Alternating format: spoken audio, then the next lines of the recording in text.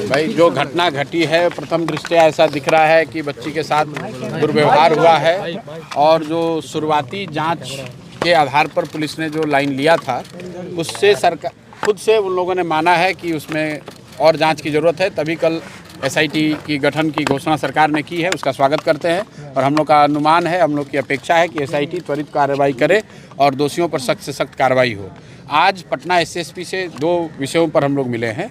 एक कि पीड़ित परिवार के लोगों का ऐसा कहना है कि जो अधिकारी संबंधित अधिकारी हैं जिन्होंने जांच करा है थाने के स्तर पर, उनका रवैया पक्षपातपूर्ण रहा है, ऐसा परिवार का मानना है। तो उसके कंट्रोलिंग अफसर एसएसपी हैं, तो उनके ध्यान में इस बात को लाया गया है कि उन पर कार्रवाई की जाए, ऐसा परिवार का मानना है। दूसरा, परिवार को का ऐसा आरोप है कि पुलिस और थाना के लोग इन पर दबाव बना रहे थे कि आप केस को फॉलो मत कीजिए या पैसे का लालच कुछ लोग दे रहे थे, तो वो बात भी एसएसपी के संज्ञान में लाई गई है।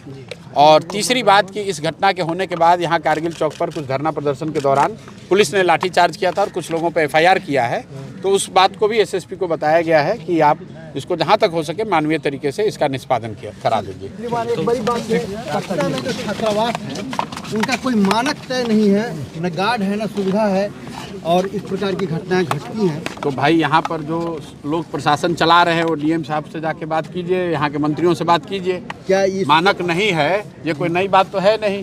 अभी कोचिंग के लिए मानक दिया गया है, प्रशासन जी शुरुआती तौर पर जिस तरीके से जो हुआ था मामला, भाई छात्रावास चल रहे तो प्रशासन की जानकारी में चल रहे हैं, प्रशासन को कार्रवाई करनी चाहिए अगर कोई गलत तौर पर। लेकिन जिस तरीके से जो बात सामने आई थी, जो गलत भाई ये पोस्टमार्टम रिपोर्ट ये क्या है, बिहार के समाज की सच्चाई से आप और हम वाकिफ हैं। जिस बच्ची के साथ ये दुर्घटना हुई है वो गरीब परिवार की लड़की है, जिस पर आरोप है वो लोग बड़े लोग हैं, तो स्वाभाविक तौर पर इनको प्रशासन का या व्यवस्था से जो मदद मिलनी चाहिए थी वो नहीं मिली है। और ये अकेले व्यक्ति नहीं है, ये तो रोज़ की यही घटना है।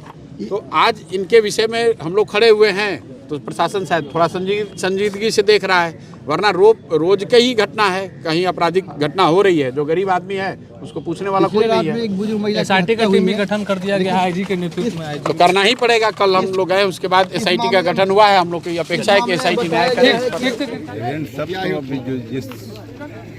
सब लोग तो काकुल है, हम लोग भी, और उन लोगों की तो स्थिति बात करने की नहीं है।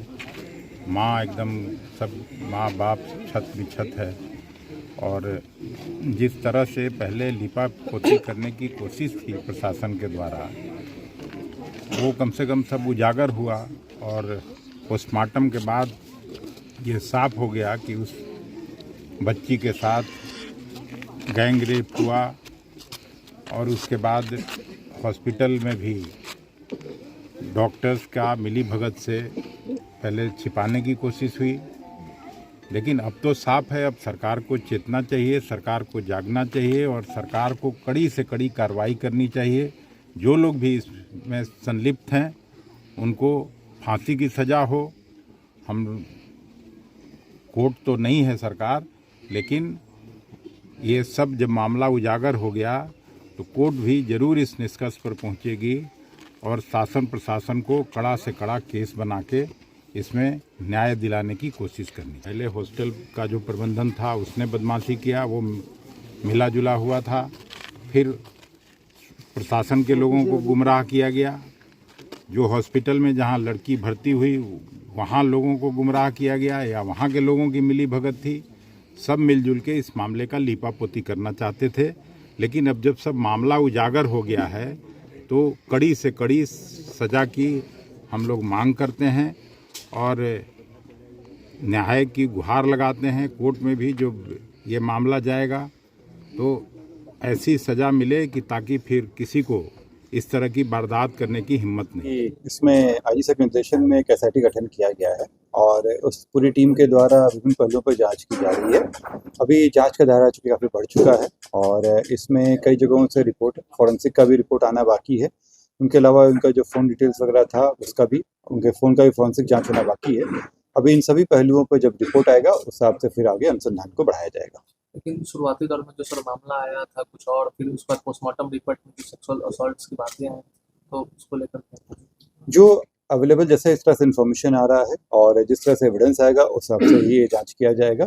एविडेंस के बेसिस पे ही आगे तक कार्रवाई की जाएगी। इस मामले को सीआईडी भी जांच कर रहे हैं क्या सर? आज ईडी की सीआईडी पारस तक पहुंचेगी?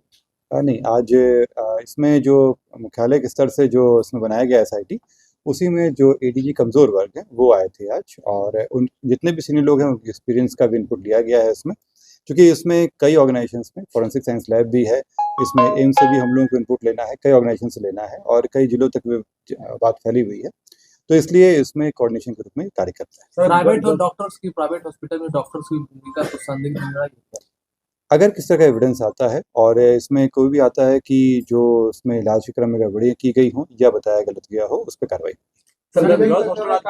थाना अध्यक्ष दबाव बना रहे, क्या ये सही है सर? अगर इस तरह कोई एविडेंस आएगा तो किसी को बख्शा नहीं जाएगा। फिलहाल जो भी जांच के चल रहा है, जांच में अगर ये आता है तो कार्रवाई। क्या कुछ वहाँ पाया गया कुछ?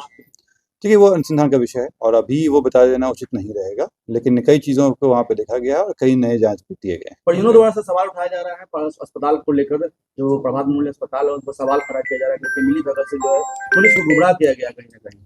इसमें जो हम लोग, जैसे मैंने बताया आप लोगों को कि कई चीज़ों को अभी और जांच होना बाकी है, और इसमें फॉरेंसिक साइंस का जो रिपोर्ट आना है वो बाकी है। जिनके कमरे, मैं पूरी बात करता हूँ, जो इस कमरे से सामान जो उन लोगों को लिया गया है उसका, इसके अतिरिक्त जो उनका फ़ोन बरामद हुआ था उसका फॉरेंसिक एनालिसिस बाकी है। इसके अतिरिक्त वो इस पूरे समय में कहाँ कहाँ रही हैं, किन किन लोगों के संपर्क में आए हैं, इन सब चीज़ों पे अभी जांच होना बाकी है, उस पर काम चल रहा है, और जैसे ही उसमें कोई बात आएंगी आप शेयर किया जाएगा। देखिए, पहले से कोई शिकायत मेरे संज्ञान में नहीं है, लेकिन जो अभी तक का घटनाक्रम हम लोगों को जानकारी मिली है उस हिसाब से हम लोग इसमें आगे काम कर रहे हैं। सर एक सवाल, इसमें जैसे मैंने बताया आप लोगों को कि ये अनुसंधान चल रहा है, और जो आप कह रहे हैं वो अनुसंधान सेक्टर है, उस पर भी, उस पहलू पे भी हम लोग काम करेंगे। फिलहाल अभी हम लोग का फोकस अनुसंधान पे है, लेकिन अगर इसके लिए कोई मानक प्रक्रिया बनानी पड़ेगी तो उस पर भी हम लोग कंसल्ट करेंगे। 9 तारीख को जब वहाँ पे मिली थी उसका इनको हॉस्पिटल ले जाया गया था, हॉस्पिटल के बाद ही 9 तारीख को लाया गया, मेडिको लीगल केस किया गया, मेडिको लीगल केस के बाद जब पुलिस को इन्फॉर्मेशन मिली तो कांड दर्ज कराया गया है, और जिसमें अगर डिले की बात है तो इसमें जिसकी भी सहभागिता होगी वो उस पर कार्रवाई। और शांत के तौर पर पहुंचे थे, आपसे मिले सर, क्या कुछ जानकारी? वो अपनी बातें रखें और उनकी बातों को नोट किया है, और इसमें अनुसंधान को आवश्यक होगा तो उस चीज़ को हम इनपुट करेंगे। ठीक है।